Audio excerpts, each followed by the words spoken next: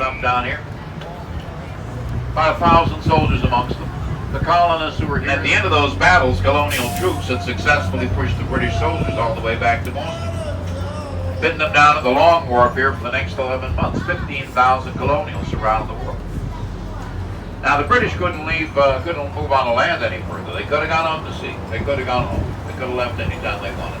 They stuck around for the next 11 months. They're still thinking they're going to put down a burgeoning rebellion. But George Washington was in Boston in those days, and George was sick of looking at them. Now, George had 50 cannons up at Fort Ticonderoga in New York. They'd captured from the British a few months earlier. So Henry Knox of Liberty. They were the first group to strongly oppose British oppression. And because of the Sons of Liberty, the American Revolution began right here as a rebellion. So you'll find 100 Italian restaurants and pastry shops right here in a half-mile square. Stops 2, 3, and 5 will take you into the north end. This is stop number 2, stop number 2, anyone stop number 2. On the hill. Now, along with Italian restaurants and pastry shops, the Freedom Trail comes through the north end. It's a 2.5-mile trail that was created in the 1950s, and it takes you to some of the historic sites. Not all of them. It was the Revolution. Revere was in his 40s when he was carrying secret messages on horseback up and down the coast. By trade, he was a metalsmith and a carpenter. And on the side, he did a little amateur dentistry. But Revere's home in the North End is the oldest wooden structure in downtown Boston, built in 1677. Revere bought it in 1770, and he lived there for 30 years. And while he lived there, Revere fathered 16 children, 8 with each of 2 wives. One historian said of Paul Revere, the steeple of Christ Church, the Old North Church. Now, the British locked up the Old North Church in the 1770s. They're thinking the Sons of Liberty were going to use it as a secret meeting house. The janitor had the keys, though. 23-year-old Robert Newman broke into the church on April 18th of 75. It was just a little after sunset, about 8 o'clock at night. A couple of fellows came along, confirmed that that night 700 British soldiers would row across the Charles River from Boston Common to Cambridge. From Cambridge, they would march to Concord to arrest Sam Adams and John Hancock for treason. They were British citizens. They were acting against the king and hiding out in that town. Once Bobby had that, then they got to Northbridge and Concord, a few miles down the road. Already there's 1,000 Minutemen waiting for them, and hundreds more were pouring out of the woods. They ambushed the British soldiers.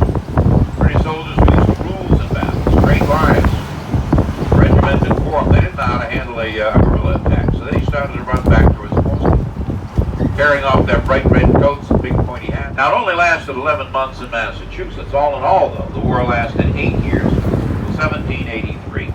Started here, the revolution started here as a rebellion, right at the point where the Charles River empties into Boston Harbor. And it's the temporary version of it because we are 3.5 years into a 2-year bridge replacement project down here. Now, we turn the corner over in Charlestown, we're going to see something that looks like an Egyptian obelisk.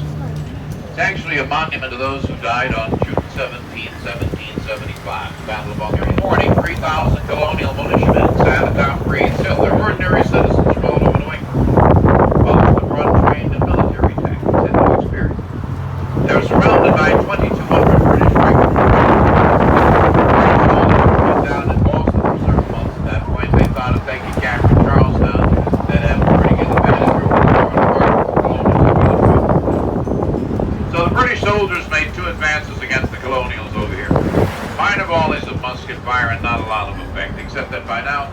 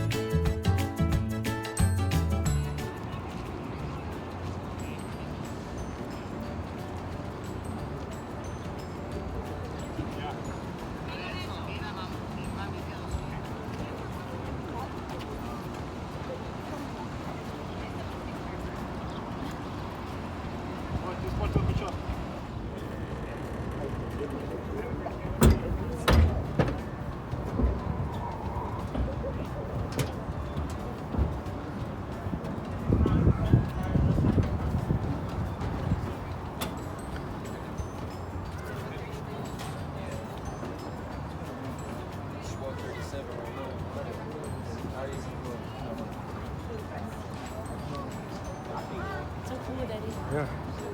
So now. I can't do it now. Yeah, it's faster now. You're right. Вот. Вот сюда уже сюда. Они мне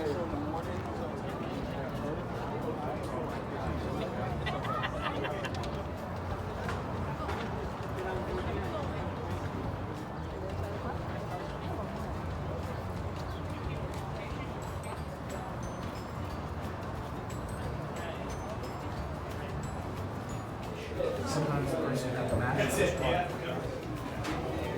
I like underneath Ireland. The Navy likes stuff neat. You see how tight the spaces are? If everything is all jumbled everywhere and everything.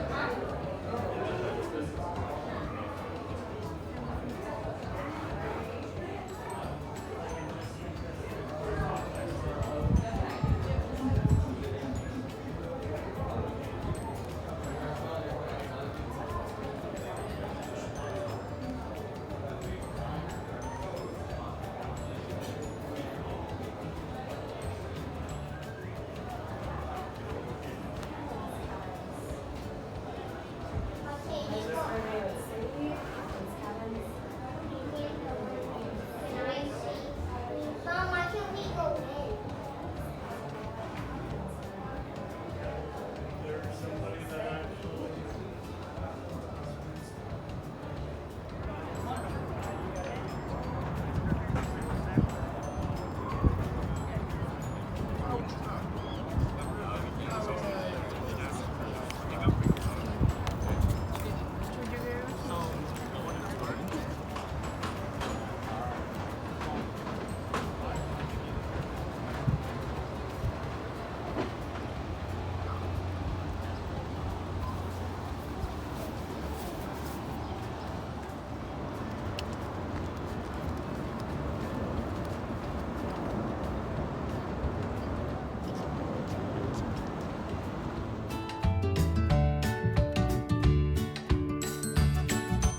Well, what's that spot? Is that Texas? Phil Rizzuto thought Texas was on the move. Scooter. So folks, stop number 5 is where you can talk about the Celtics and the Bruins. There is a New England Sports Museum. They were closed down for a while. You're going to do it. See, this is the part of the tour where I got a few options, and it's where I kind of have to look back in this mirror and kind of figure out what kind of a crowd do I have here. I got a guy with a Bruins hat, but I don't know if that's legit or not. Why are you wearing a Bruins hat? Oh, is that right? Hey, very good. So the guy in the Bruins hat from Maine, right, he's going to know who the guy is in the statue. All the pressure's on him now. Who's this flying into the air in the statue to you, right? Number 4, Bobby Orr, right? He's flying through the air after scoring a game winner to sweep the St. Louis Blues back in 1970. What else we got here? See, I had a nice couple from Indiana earlier today, and they were from not too far from French Lick. You're in Boston, that's Boston Garden. Who's from French Lick? Oh, no. Mary Bird, there you go. So we can talk about Bill Russell, we can talk about... This is the part of the tour where we can talk about TV trivia. There's nothing interesting. Just to point at and talk about this one stretch of the tour, and there's a reason why. On your left-hand side, like a roll top looking like a garage. See how the garage door is there? Whitey Bulger used to hang out in there. I think I got a little reaction. Some of you guys know who Whitey Bulger was? The crime boss, right? He was the head of what they called the Irish Mafia. He was a very big figure in organized crime from the 50s up through the 90s.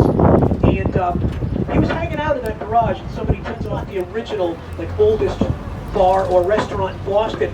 If you look to your left past the red umbrellas, that's the Union Oyster House. That opened in 1826. That's the oldest. Right, that is the oldest. That they've had the same license since 1826, so almost 200 years as a restaurant in that spot. The building, by the way, is from around 1710. There's no exact record. On your left-hand side is the most important building, historically speaking, in the city. On your left is Faneuil Hall itself. This was built in 1742.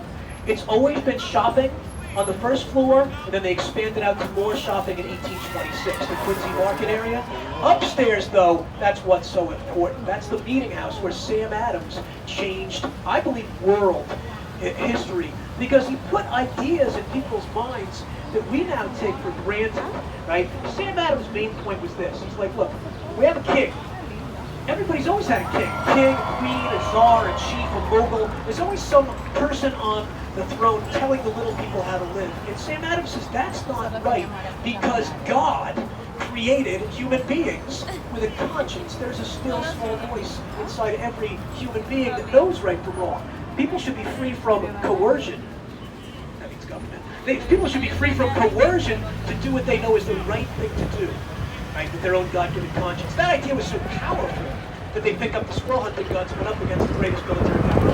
They put statues of Sam Adams. So anyway, the reason that I like to do this job, especially near the 4th of July, come in once a week, don't get donuts in the city of Boston. Look, why would you go to Starbucks? If you want some, hipster to look down her nose at you, right, you can talk to my teenage daughter. In front of us here we have a church from 1686. They redid it in 1749. It's called King's Chapel, but the burial ground is much older. Take a look at the tombstones. Can you see the way they're carved with the deaths? Progress rolls, Boston cream pie, no one been there. Malcolm X was a bellboy in there when his name was Malcolm Little. Ho Chi Minh worked in the kitchen of the Parker House. About 100 years ago, Ho Chi Minh was a young man from French Indochina, and he was taking odd jobs around the world. That's one of them. On your right, some of the biggest names in American history ended up buried in the old Granary burial ground. The green plaque right there with the American flag. See that? That's Sam Adams' tombstone. Next to Sam Adams, the 5 victims of the Boston Massacre. We talked about them. Next up, Mark Franklin. Now, Ben Franklin is buried in Philadelphia, but he was... I think it's Gardenia. You see the kids splashing around? That is the frog pond. It is a naturally occurring pond. They paved it back about 80 years ago to stop for the top of Beacon Hill, the State House, and this beautiful monument that we'll talk about at some length. It's on your right. Wow, made it. Stop number 8, Ocho. We're going to lose a few. There goes Ottawa as well. Oh, hey, Another Congress.